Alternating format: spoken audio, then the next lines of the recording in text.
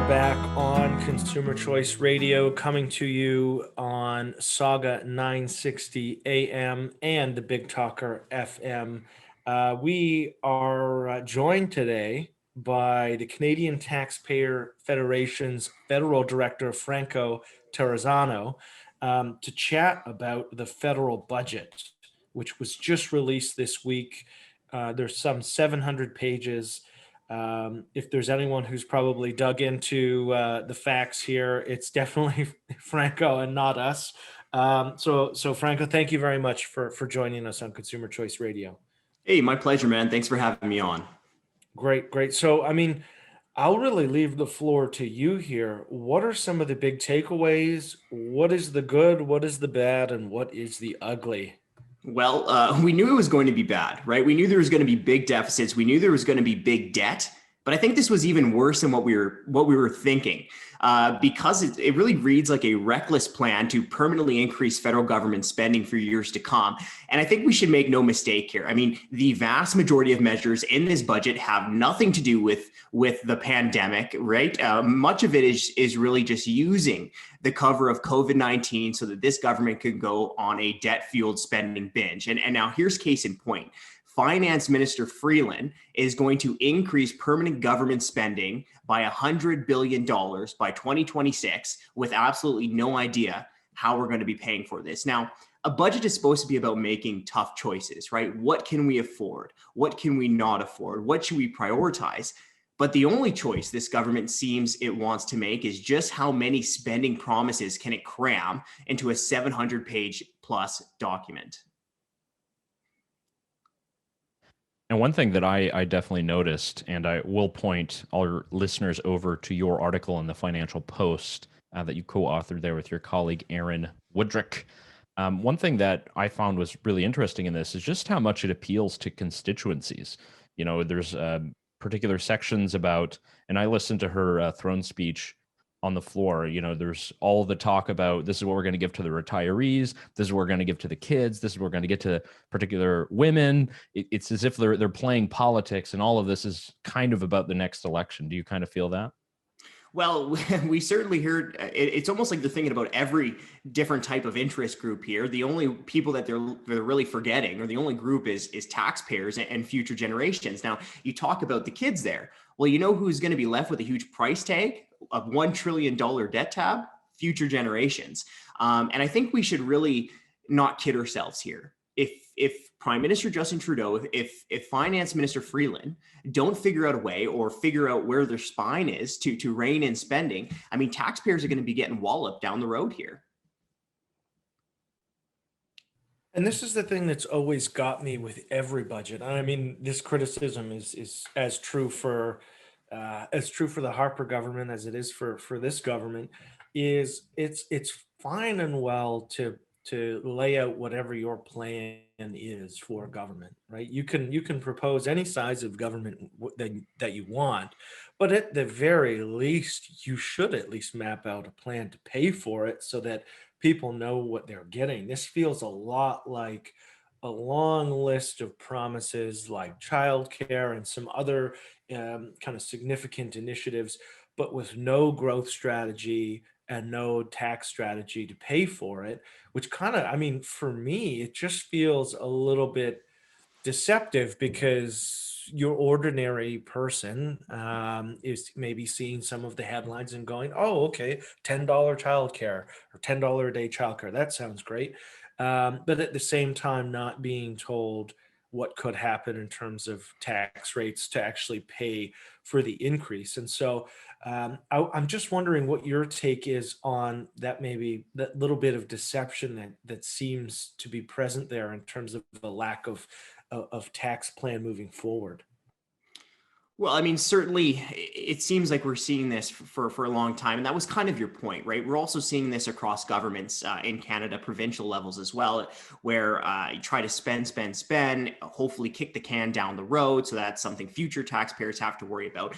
But I mean, at the end of the day, there really is no escaping the reality that there will be a time to pay the piper, right? The only way that a federal government can spend, it has to be paid back. This money isn't going to be falling from trees. It either is paid back through taxes today, taxes tomorrow, or inflation, which is really a reduction in all of our purchasing power. Now, there's a lot of stuff to dive into your comments there, but let's maybe start off with the childcare plan, right? That was something that was heavily televised. It's something I think people are going to be talking about. Well, this is a $30 billion government childcare program. They're going to be spending it over 5 years. But here's the thing.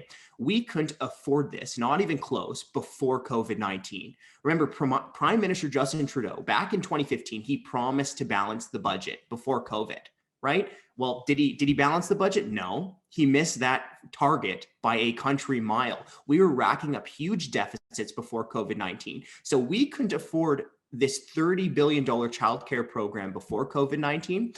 Fast forward to today, right? More than $1 trillion in debt. So if we couldn't afford this before COVID-19, we certainly can't afford this now. And the reality is, when it comes to government, a point that you were touching on, there is no such thing as a free lunch, right? So you might save parents some money now, but who are you sticking with the tab? You're sticking their children with the tab. You're sticking their grandchildren with the tab. And when it comes to affordability, we have to remember it really depends on two different things, and it's relative. So the first thing is, how expensive is a program? The second thing is, how much money do you have in your pockets? Well, certainly the federal government could make all of life more affordable, including childcare, if it just let families keep more of our own money in our own pockets. You're listening to Consumer Choice Radio. We're speaking with Franco Terrazzano of the Canadian Taxpayers Federation. I know, David, you want to jump in. I had one quick point, but David, you go. So a lot of money here, right? A lot of money, a lot of money. I mean, one thing I saw, and I think that Andrew Coyne pretty much he explained the nuances of the childcare question quite well. So, I mean, it's provincial jurisdiction. It largely involves transfers. So it's more money to the province to figure out what to do. And he basically said, well, if you're going to increase funding for childcare and you're going to spend the money, right? So ignore the question of fiscal responsibility, but we're going to spend the money. Why not just refund the money directly to parents? If anything, the pandemic has shown that our federal government is not good at very many things. The only thing that it may be good at is distributing cash on demand. And so if you want to administer some type of program, why not just run it that way? I don't know. Like, I guess the big thing for me is we've chatted here about a lot of the spending issues and who's going to pay for this.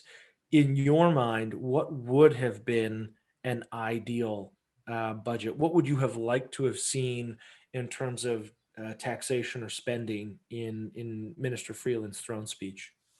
Yeah, well, there was really three things that we were looking for that we would have liked to have seen, right? So the first one was a firm commitment. What we wanted to see is a firm commitment to keep temporary spending temporary, right? So to not turn this temporary COVID-19 measures into new costly government programs. The second thing that we wanted to see was to address the massive spending before COVID-19, right? The non-COVID-19 part of the budget. That should have been addressed, no doubt about it. We talked about Prime Minister Justin Trudeau back in the day promising balanced budgets and obviously missing that target. Well, there's a ton of places where this government should be able to find savings.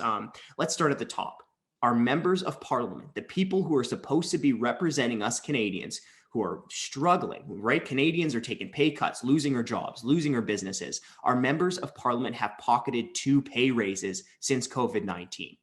The next place we would have wanted to find savings is in the bureaucracy. For most governments across Canada, the cost elephant in the room is government bureaucrats, right? Labor costs. So we need bureaucrats to be willing to share in the tough times, or, I mean, what are we talking about here?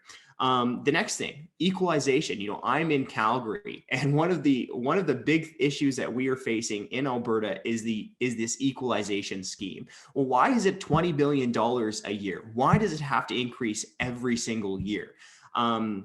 The next big thing we're looking for is corporate welfare, to end corporate welfare. And this really dives into our third point with what we're looking for. It is a bottom-up approach to growing the economy, right? Not just spending. Maybe we can dive in there, but that was a key issue that we were hoping for, was a taxpayer-friendly recovery, so to speak. Yeah, when I hear you say bottom up recovery, it just takes me back to when in his original campaign, Trudeau said he wanted to grow the economy from the heart out, as if it was some sort of like fiscal care bear. Um, That's a good one.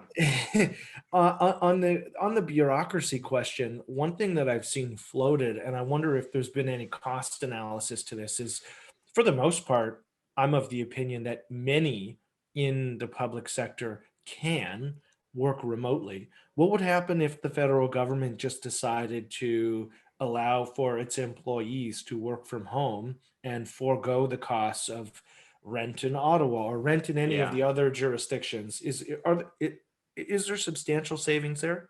Well, I haven't seen the exact dollars and cents, but I think that's a perfect. I think that's a perfect and reasonable conclusion, right? There's certainly government jobs. There's certainly bureaucrats and paper pushers who can and should be able to work from home. Are you kidding me? And then, of course, we should be able to save money on whether it's rent. Maybe we can sell some of the assets, things of that nature. But let's talk about government employees for a second here, not just federally. Let's talk about the whole situation in Canada, because here is what I have been seeing emerge, at least budding division within Canada and COVID-19. And that's really two classes of Canadians, right? You have on the one hand, your private sector workers who have just been taking a beating.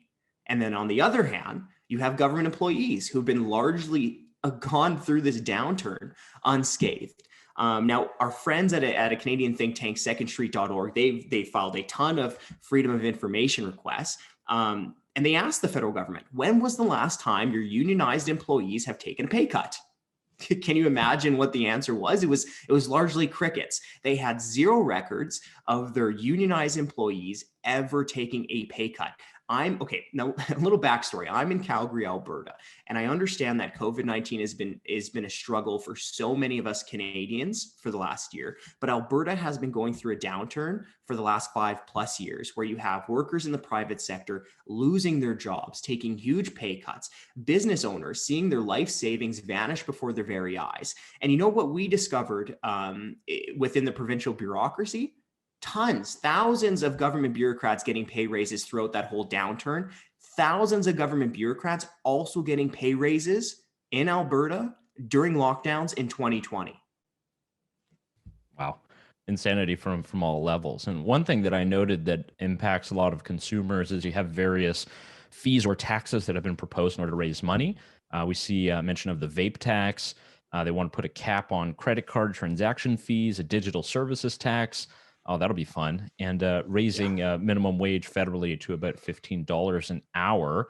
And one thing that I've seen noted elsewhere, and this actually is a perfect parallel to the United States, is that many of these areas that the government is proposing funding are not at all in the federal government's jurisdiction, yet it's able to dangle, the money stick. And that's kind of the incentive that they can get all this money into things like a daycare program. Are there other sort of arguments that people are putting up about jurisdictions and what the actual role of the federal government in Canada is, or is that just now passé in 2021 and after COVID? Well, I don't think it's the most flashy of issues, but I think it's a very important one, and I think it boils down to a very fundamental principle, and is that decisions should be made closer to home. Right? Decentralization is a good thing. Why do you need a one-size-fits-all government program from coast to coast? Let's just stick with childcare just for a quick second, because I know it is the hot button issue of the day. Well, we have to realize that the circumstances facing parents are going to be vastly different for a family in St. John's, for a family in Hamilton, for a family in Peace River, Alberta. I mean, Canada is so vast geographically that we just have to realize, even logically, that there's just going to be so many differences, right? So many different situations that families have to deal with. And that's why there's such an important principle of federalism, is that the recognition that a lot of decisions should be made close to home, where people actually understand the different contexts of what families are dealing with. Now, you make a good point earlier about the increasing cost of living. So let's just touch on that very briefly. During COVID-19, Prime Minister Justin Trudeau made a very clear promise that he wasn't going to raise taxes, that he wasn't going to raise costs. And despite that promise, what do we see? What do we see in this budget, right? A raft of new taxes, a raft of tax hikes. You said tobacco, there's vaping, there's a sales tax on digital services, there's going to be taxes on luxury goods. And then the biggest tax of all is this huge debt tab that we have to pay, right? Over $1 trillion. That's a price tag for future generations, but it's also going to come eventually down the road in higher taxes if this federal government doesn't figure out a way to control its costs. Now, on top of the additional costs in this budget, let's also look what the federal government has done outside of the budget, right? Well, during COVID-19, we have seen booze taxes go up twice. We have seen the carbon tax go up twice. And we, of course, just saw Prime Minister Justin Trudeau announce just before Christmas, a Merry Christmas taxpayers, massively increasing carbon tax along with the second carbon tax. You know, we talk about the issue of affordability. It doesn't just depend on what that specific thing costs. It also depends on how much money we have in our pockets. And it seems like the federal government and other levels of government continue to just eat away at our paychecks. You've been listening to Consumer Choice Radio with our guest, Franco Terrazzano from the Canadian Taxpayers Federation. Thank you very much for joining us on the program. Hey, it's my pleasure, man.